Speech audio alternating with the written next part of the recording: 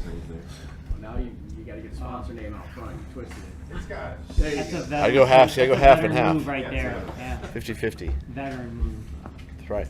Update on Trevor. Will he practice today? Any chance he's going to be able to come out of the protocol today? I mean, obviously still in, but part of protocol and where he's at in the stages is he can practice today. That still doesn't mean he's cleared, but part of it is to actually go through a practice and the stress and all that kind of stuff on him. So he'll be out there today and going through it. It would be on like a limited basis, though, right? No, we'll give him as much as we can, much he can tolerate. Does he have to be cleared to travel? Good question. I would say yes, because if he doesn't clear by tomorrow, then we wouldn't take him. Right. So yeah. How have you thought about C.J. Beathard handling this week? CJ's been a pro. It's what you expect from your backup, and he's no stranger, obviously, to this situation this year and in his career. But he's handled the week well. This is maybe a tough situation for the team after the last three games, going into this one, not knowing what's going on with the quarterback. How have you felt like the locker room's handled it this week?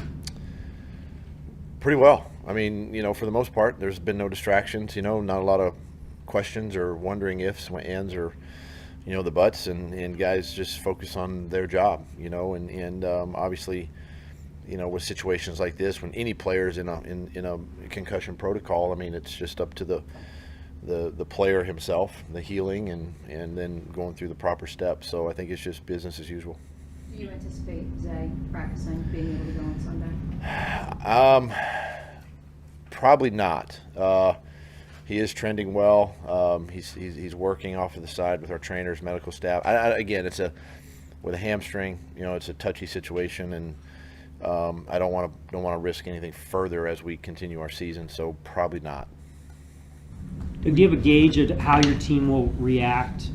They did such a good job last year of playing well with their backs against the wall. You talked about that being the case. Now, do you have a sense that they will react like you want them to?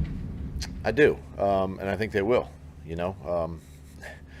It seems like this is a comfort level of theirs to play like this, and that's okay. As long as they go out and play well and compete. That's all you can ask for, and let the chips fall. So they've handled this week well. They've had a couple good days of preparation, and it's just a matter of just going and playing. It's a comfort level for them. Is it an uncomfort level for you? Can be, it can be. But look, I mean, it's you got to trust them. You put them out there and you trust them, and the 48 that dress on game day are the ones that have to go win the game for you. Because of how well you guys have played on the road this year, when you're facing a situation like this with uncertainty at quarterback, needing a spark, is it almost good that you're playing a road game this week? Yeah, probably. It does keep the team together. Well, we've had good experiences that way. So I think playing on the road does that to teams, and in our case, with the uncertainty at quarterback, it can only help. With some of the struggles of the last couple of weeks, have you, in your career, seen a team come out, better for it on the other side after going through some of the things they've dealt with? Yeah. Obviously last year was most recent, but going back to my former life, we had struggles, during the season, but we rebounded at the end. I've shared the story where, we finished the season with 4 division games, and we had to win them all to get into the postseason, and we did. And so I've had experience, obviously, from that side of it. I want the experience of having the lead and taking the lead and going. But either way, bottom line is, your guys they're focused, they're energized, they're in a good frame of mind, and you just trust them and go play. Brenton, Tyson, and Andre, did think any of them have a chance for Sunday? Yeah, Brenton's been good this week. Feels good, so I think he's good to go. Tyson, Cisco had good days yesterday. We'll get them you know, a bunch of time today, obviously, and the number of reps that we have, and see where they're at. You know, optimistic that, you know, they can play. Would getting Britton back, you think, potentially be a spark for the running game, just the versatility he has there? It's possible. Anytime you add another big body like that, but again, it just comes down to each individual in the run game doing his job. It's a little off topic, but did you invent the pinch? The pinch. As a holder? It's possible. It's been documented. I think going all the way back to '99. So what does that? How did you come up with that? Why? It was just a comfort level for me. I felt like I had better control on the football for spinning it and making sure the laces were in the proper spot, and just kept it going. Why do you think backup quarterbacks don't hold anymore? Because they don't work as much with the kicker. You know, it's usually the punter, kicker, long.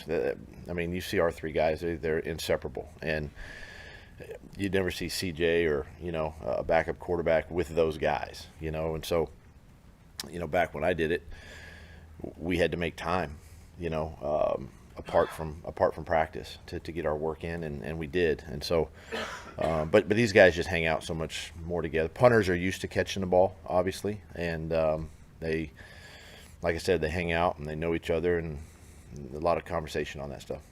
He's a pretty good holder. Heck yeah. Except my first couple in Miami, they didn't start off very good. Dropped them on an extra point. Pete Stoyanovich was the kicker. I think I dropped my first extra point, and I got rolled up. Yeah, not good. You were lucky. Catch the ball. I didn't drop many more after that. You were lucky to get the second one then. Yeah. He didn't make the kick?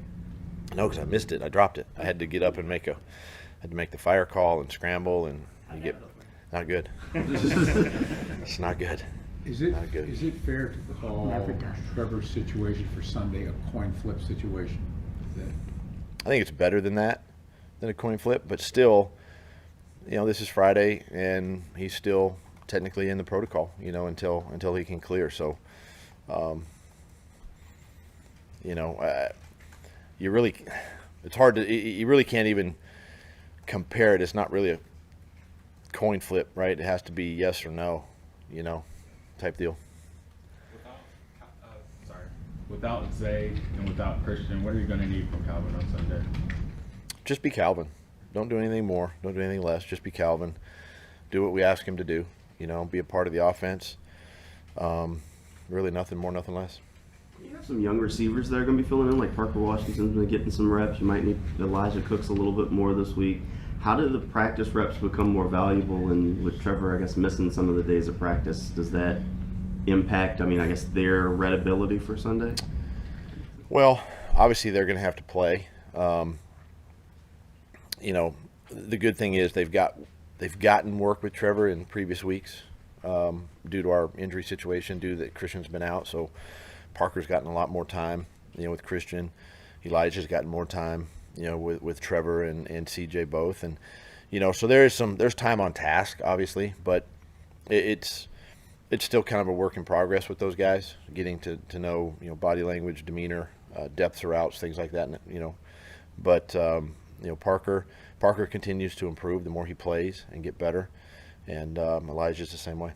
In terms of the game plan, obviously, you know, Christian's injuries, Zay's various injuries have kind of played into this, but where you thought Elijah and Parker would be this point of the season in terms of number of reps, were you really hoping to redshirt them essentially, versus where they are now, where obviously they have to have more of a larger role? Yeah, you know, when the season started, they were both down, you know, inactive, and now they're both active, and so it just goes to show you that anybody on the 53 has to be, and really the practice squad, they have to be ready to play. So that's why I put the importance too on the coaching staff to make sure that everybody's coached up, and you know, everybody doesn't get the same level of game plan, but they still have to know a certain aspect of it, and you never know when, you know, your number's going to be called, and now at the end of the season where we are, both guys have bigger roles and bigger impacts. And so yes, it's on the coaching staff, but it's also on the player to make sure he understands his role and you know, where he gets plugged in,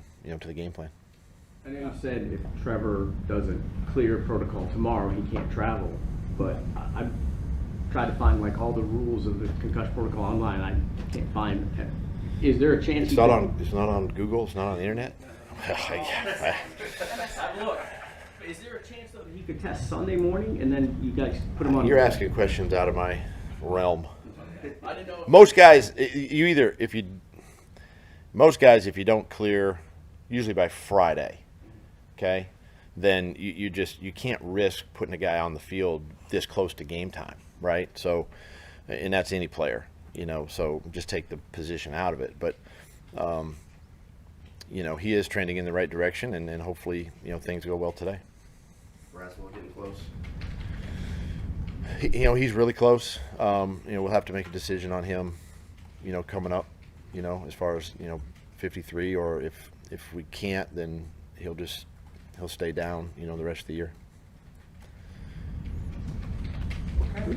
Thanks, All right. Coach. Appreciate Thanks, it. guys. Appreciate it. Thanks, Doug. Thank you. Thanks, sir.